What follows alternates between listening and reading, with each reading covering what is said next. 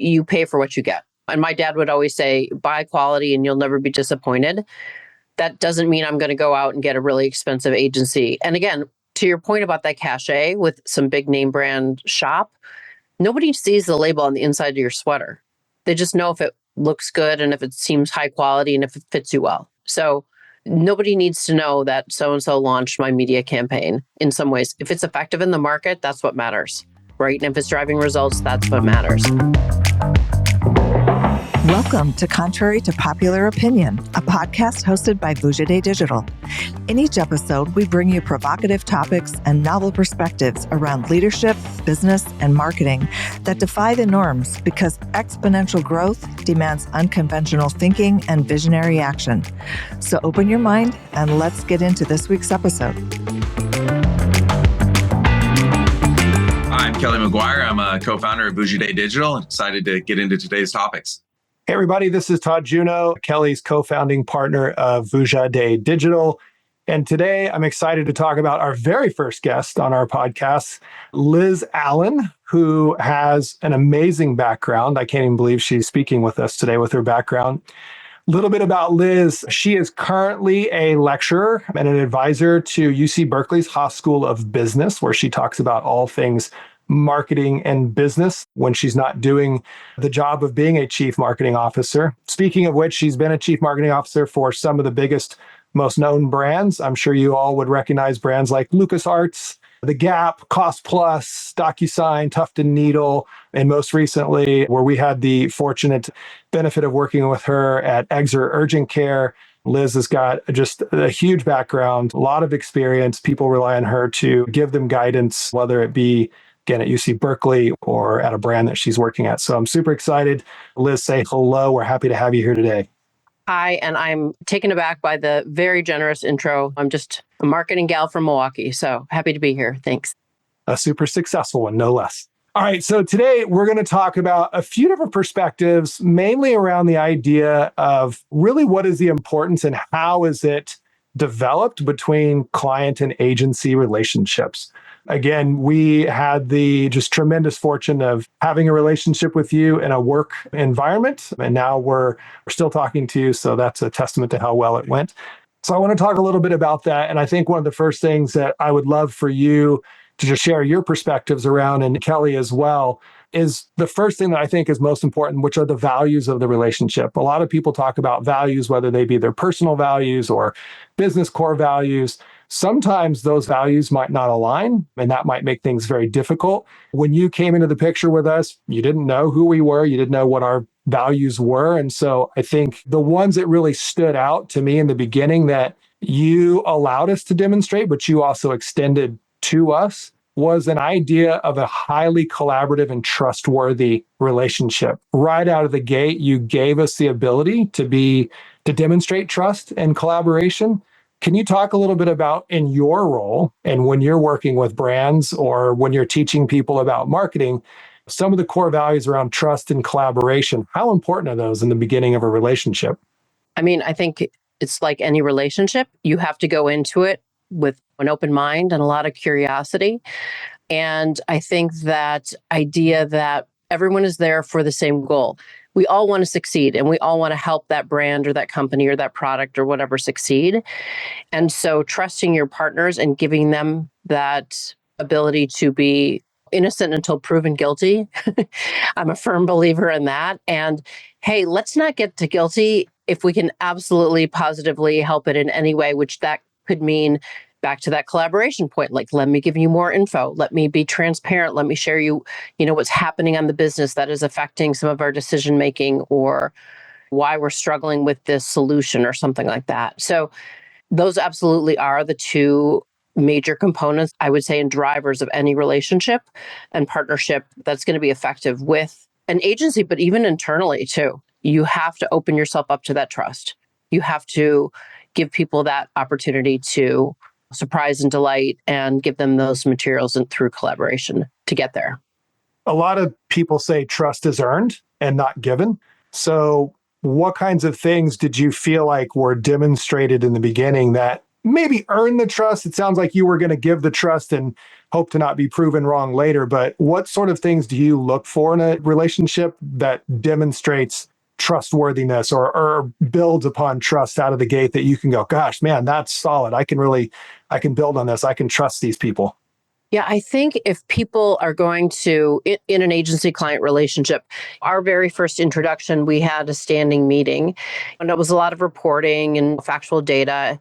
And I think we worked really hard to push it to another place where we weren't just talking about the what's, but we were talking about the whys and then what else we could do to get it to another level. And I think we got there together. I would love to say, that was just my idea and I wanted us to get there. But I think, again, back to that collaboration, it was like, great, I can go report these metrics. So what's the so what? So building that trust and really being able to ask and answer each other in that. Hey, so what? Those are great results. Oh, my cost per click is great. My CPA is awesome. My impressions are down, up, whatever, but my spending is down, up, whatever. So what does it mean? And how do I make it better? Take it to another level. And for me, importantly, knowing that this was the major part of my budget and where the most amount of dollars were going, it was critical for me to figure out how, honestly, to make you guys successful, to make me successful. So a lot of the conversations we had over and over were like, help me, help you, help me, help us. It was that whole Jerry Maguire all over in a lovely fruit salad, if you will. Yeah. So Liz, I'd love to talk about, obviously our engagement was very unique in that it wasn't a linear journey and there was a lot of offline and a lot of factors in the business that weren't always driven by media. I'm going to lead the witness here a little bit, but I know we tackled a lot of how do we take online results and digital results and how did you really package those up? And I know you had a board to talk to and some people to convince that what we're seeing successes here is making a meaningful difference in offline and healthcare related information here. And can you talk a little bit about how that went about tying, again, media and digital results into, we weren't selling shoes where it was a direct linear transaction? I mean, we should really talk about the fact that Extra Urgent Care is an urgent care provider. And we had about, let's just call it 30 clinics at one point before a merger, which we should probably talk about at some point too, where we basically doubled the clinics, but we were dealing with 23 separate brands and bringing those into the mix. But I'll pause on that for a moment and they can probably edit that out or save that for later. I think that when you talk about urgent care, and we were working with Extra Urgent Care at the time, you can't necessarily drive urgent care visits like selling shoes. You can't have the hot new shoe on the market or like, hey, go cut yourself and get yourself into urgent care. There really is that need. But there was also some other opportunities for some primary care replacement that initially we were not allowed to talk about because of some business relationships we had. So we really had this bifurcated strategy of how to cement ourselves and be absolutely accessible when it was urgent and the need was there through paid search, and make that the most effective in all the tools we could, like PMAX and everything else, and seize anything and everything that was coming into play, test it. We did a lot of testing. But the other piece was laying the groundwork with awareness so that when you did hurt yourself, like you need a plumber, who are you going to remember? So that we had enough awareness in the market and how we balance that in a steady mix in terms of spending, but also evaluating the effectiveness of all those channels. So really looking at very myopically on a weekly basis is what we did. I don't know how you work with all your other clients, but I was definitely a little bit high maintenance in the let's really dig into this every week. And I hope I combated that with being very, very appreciative and generous with my support and freedom to let these experts in all of these different areas of paid social, programmatic display, paid search, do what they do best and really come and bring some ideas to the table. So I hope I'm answering your question in that I think it's allowing your partners to experiment. And then in our unique challenge, we really had that bifurcated strategy that we had to implement every day. Yeah, you definitely are. And you're leading it right to where I wanted to go, right? Because one of the things that you said is the help me, help you, help us. And that was something that I thought went really well in our engagement, which there was different layers of the organization. There was our relationship and our engagement and being able to really have some trust and some idea back and forth where there was some challenges of what if we did this, and really making sure that we were exploring everything and not taking anything for granted, but then working with you to say, once we've agreed on something directly in that responsibility, that then has to be taken up to the board level and approvals and budgets talked about and gone to bat for. And then after the fact, there had to be that validation where we would take very, very complicated results and metrics and stories that would be very long. And we had to distill it down into something that was on one side very powerful and compelling, but on the other side, very simple and short and concise, which was always a big challenge. So I think that collaboration between us working together to be the filter to get the buy-in and the trust is something that struck me is really powerful. And I think goes to show with the client agency relationship how important there is to not just be an order taker and a service provider, but actually be able to say, look, we are rowing together in the same direction as a team. And that means that you'll have ideas and we'll have ideas, and there's discussions to get to the right results. So Absolutely. And I think we worked really effectively in that. I mean, we had an incredible rhythm. And it was a weekly touch base, really optimizing each one of these channels, not just from a media perspective or geography perspective, but also creative considerations. And I know initially we really just talked about the media piece, but quickly, I was very interested in the creative work and how we could better amplify and solidify this brand in a competitive market and give it a brand personality, because we had just rebranded and hadn't launched it. And what did we mean? And how could we do that effectively, creatively, using the media to its best possible extent with my very internal limited resources? And I thought your team, person for person, is worth, I almost don't want to ever mention their name so they never get poached. Because pound for pound, they are worth their weight in platinum and then some. I would absolutely say that. I thank you for giving us the best of the bunch and giving us that attention on a weekly basis. It literally changed the business model. And when you talk about bringing results to the board, you're absolutely right. It's asking for money and it's asking for spending and then proving that your spending is working effectively. But you're always going to get somebody saying, oh, but let's explore TV, or let's explore out of home, or let's explore radio, and some of the channels that still are a little elusive in terms of tracking. And if I have $5 to even spend on organic social, I know that I could get like 2 leads for that. So I don't know if I want to do that, and so what's my ROI there versus where I can prove that it's working? I would also say that you really brought Keen as a solution to us. And one of the first things I did was investigate Keen as a resource. So it was a pretty expensive proposition for our scrappy little budgets, but it was really worth it to us to answer a question in some form, finally. How can we prove that paid media drives urgent care visits? We had to push them because they weren't used to working in a business model of our sort of scope. They were used to more packaged goods and retail sort of solutions. But, we drove 23%. We could absolutely prove that our paid media drove 23% of visits at a minimum. And that's really, really significant. And I think that gave us some breathing room to go ahead and really create a media strategy plan and execute as we saw fit, and switch and pivot when we needed to without a lot of approvals.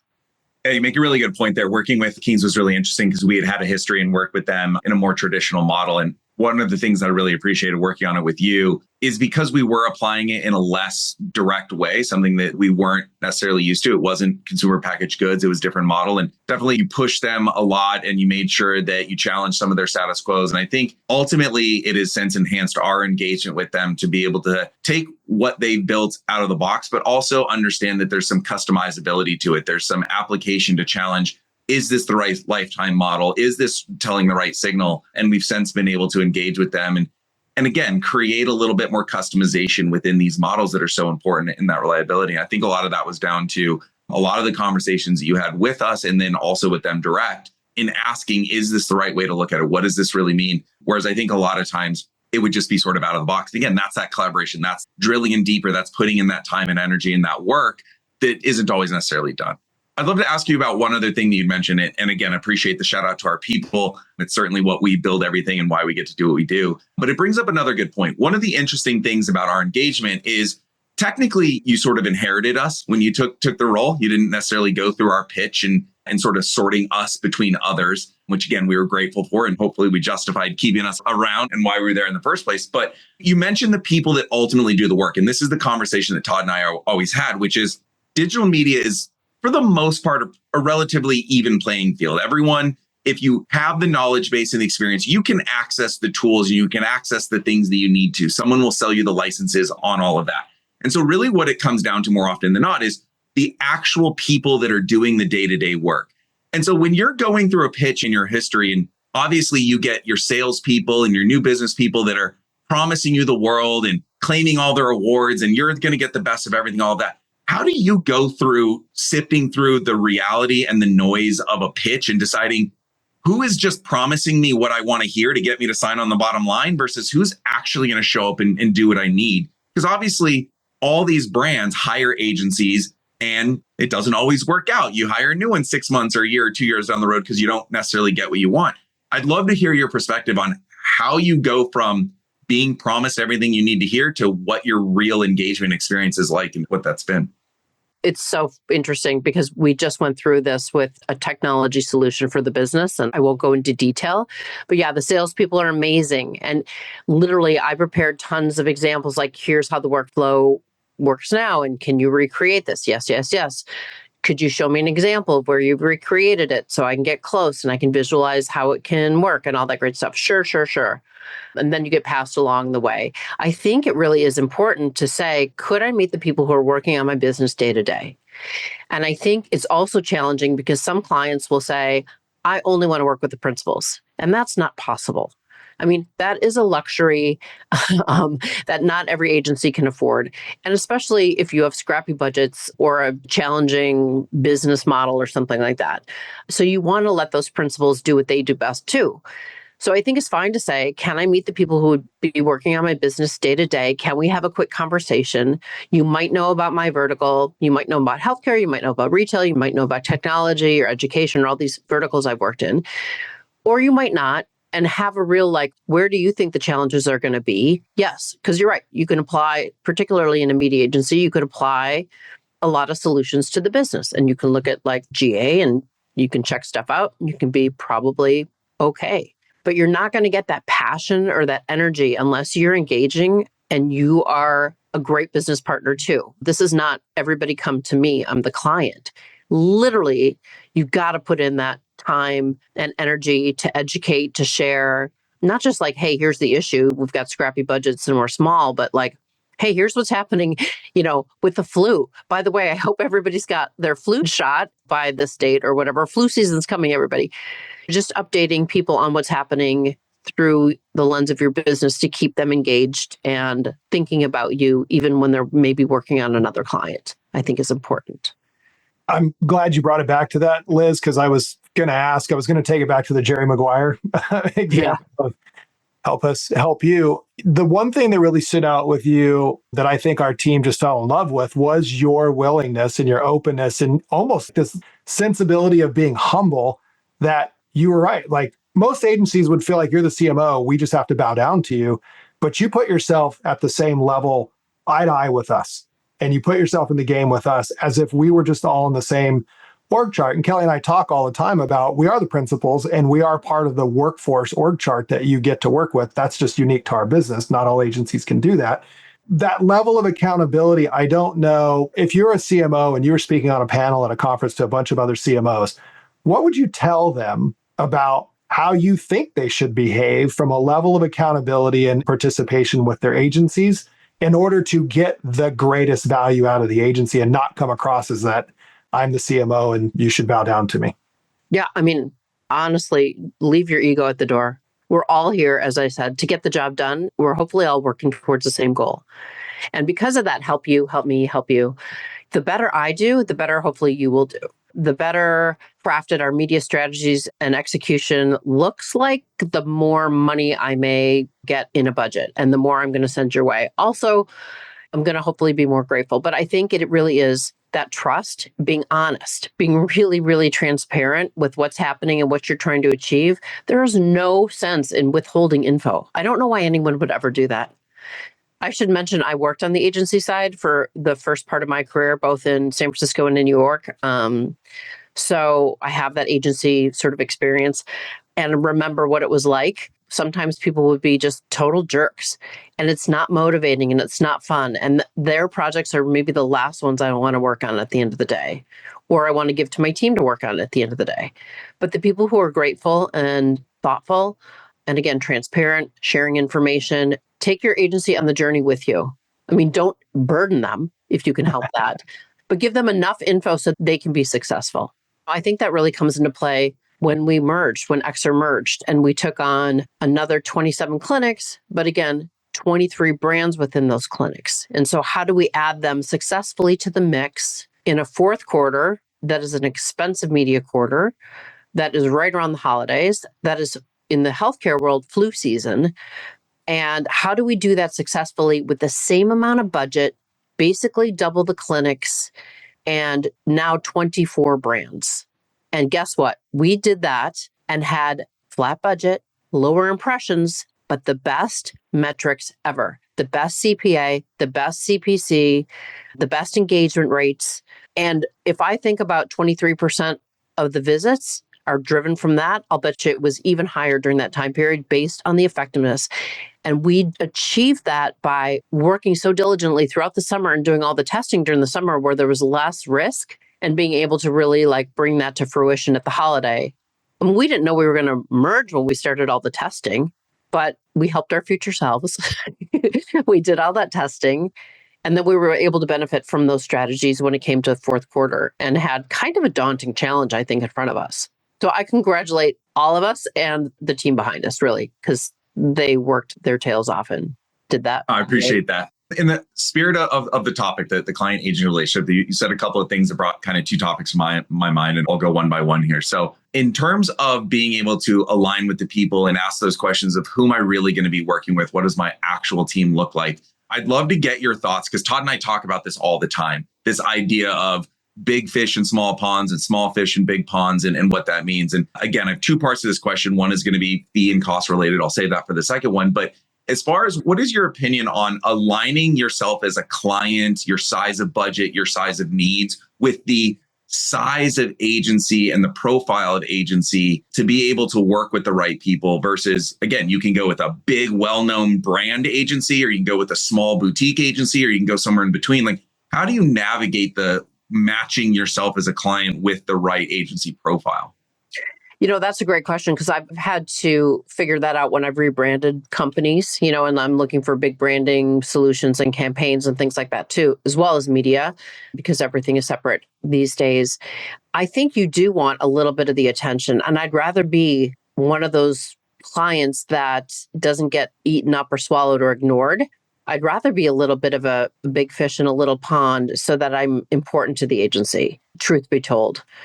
But sometimes when you're a little fish and you have teeny budgets that keep getting challenged, you have to be really thoughtful. And so I would never really just go for a name brand agency. I would always go with the people I'm working with. I'm going to tell you right now, so don't rake me over the coals in negotiations, but anywhere I go now, I will always try to work with you guys again.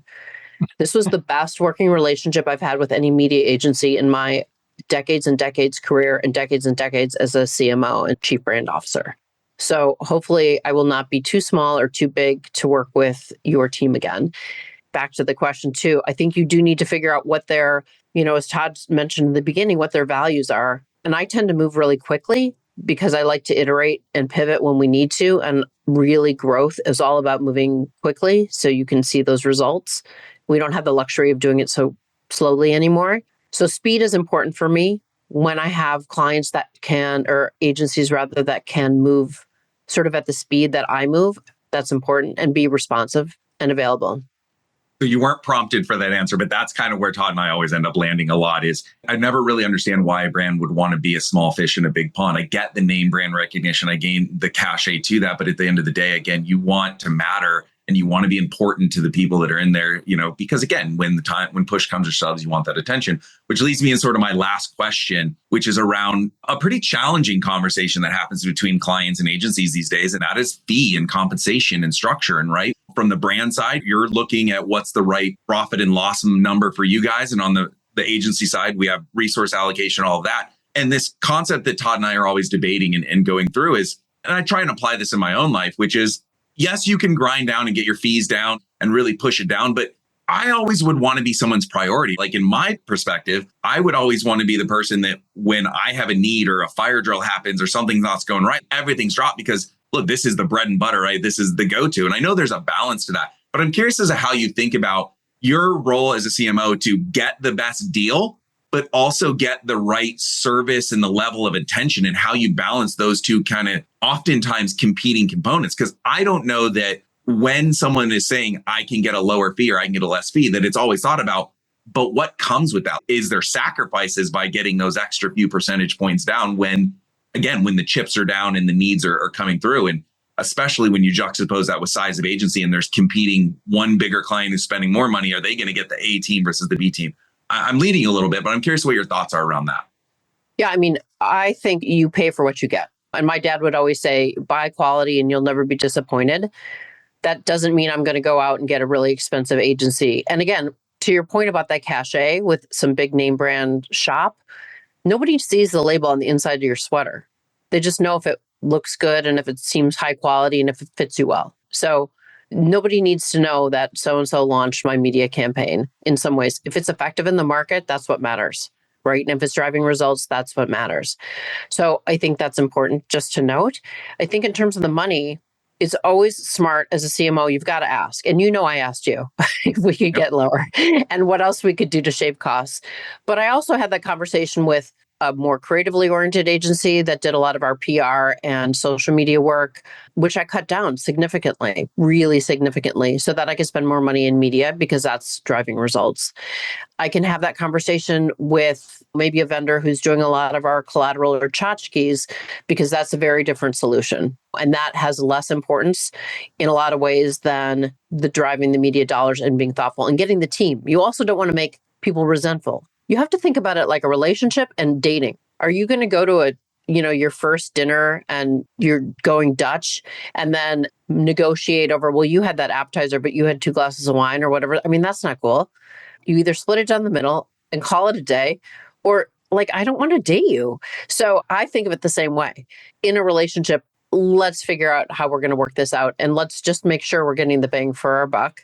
And you're right. You want to have that group be on call and be available for you. But I think part of it's the money, but part of it's also like, are you treating them fairly? Are you treating them like people? Are you having those conversations with them where you recognize that Lisa looks tan or something, or she had a vacation, she's wearing her hair down, or whatever the deal happens to be. Anyway, yeah, I think money's important, but negotiate where you need to. And for me, you guys were such a critical business partner. I considered you part of my team. Sometimes like you were the people I talked to more than anyone else. I'm a very small team on a daily basis because I had so much work to do in preparing for a board deck, for instance. I think you used the right word in there that I think Todd and I always try to get to, which is it's fair. Of course, as a client, you don't necessarily want to be someone's cash cow. That's maybe not right. But you also maybe don't want to be so ground down that every little thing becomes out of scope or a big problem. And I think when you come down to fair, it's you want to be a healthy priority to it, but you also want to make sure that you're getting that value exchange. What you're getting for the money you're spending is worth more than whatever that check is. You shouldn't feel, Todd and I always joke, no one should be upset about whatever check they're writing us because they should feel like they're getting more than that in return. So yeah, no, I think that word fair is really good, but I think that sometimes gets lost when someone's waiving, a 5% media fee or an 8% media fee. It's like, wow, can I really get that? But you also said what we always say, which is you get what you pay for when all things are said and done. It's no different than anything else in life. So yeah, I would say that our working relationship and how we did our back and forth and just updates and let's dig deeper into this and let's really talk about some testing scenarios and all the resources that you guys pulled in when we needed them. I mean, that was basically just so incredible and so important. And I don't know that I could expect that or would have enjoyed that with any other agency. I think we really grew to that relationship. But honestly, the gift with purchase really is the personal relationships that we had and really having that camaraderie. And really like our Thursday meetings were my favorite meetings of the week. Looking forward to getting on a call. How's everybody doing? A few minutes of that. And then let's jump in. But we were making changes and we were driving business and we were like seeing the results. It's like redecorating a room or painting. It's like you can see the changes. It's amazing, And then when I would do the quarterly analysis and step back, I'm like, do you guys even know? You're looking at it weekly, monthly, but I just stepped back and did a quarterly and like, congratulations. Look at you, it was great. Well, thanks for sharing that, Liz. That all did work to that level of degree, I guess, is a testament. The work that you were shepherding along with us is up for top 3 finalist award of the performance campaign of the year through Media Post. I think that's a kudos and a testament to the relationship. And that's sort of where I want to leave this, where we started, which is agencies get hired by clients and brands hire agencies all the time. I don't know how often the relationships blossom as well as the one that we've had. And I think as a testament to that, the work excelled. I think if our relationship would not have functioned on those values of trust and collaboration and clarity on what the goals were and the alignment of the team effort, I don't know that we would have produced such great outcomes together. So I think I want to leave it there that marketers out there, you need to form deep, deep personal relationships with your teams that are helping you do what you need to do. And agencies, if you're not doing that and you're not putting that level of commitment into those clients, you should be. If you're not getting paid well enough to do that, then you might need to go get paid more to do a better job. But I think everybody can appreciate both sides of that. Liz, I can't thank you enough. You are a true talent, a giant inspiration. You are somebody that Kelly and I are just waiting to work with again. So we're excited for your future prospects. Wish you well. Thank you very much for joining us. Thank you guys so much. It was so fun. Thanks for listening to Contrary to Popular Opinion, where we challenge you to think independently, push the limits, and take uncommon action so you can achieve game-changing results in your business and your life. To stay up to date with our latest episodes, be sure to click the follow or subscribe button now. Thanks again for listening. See you next time.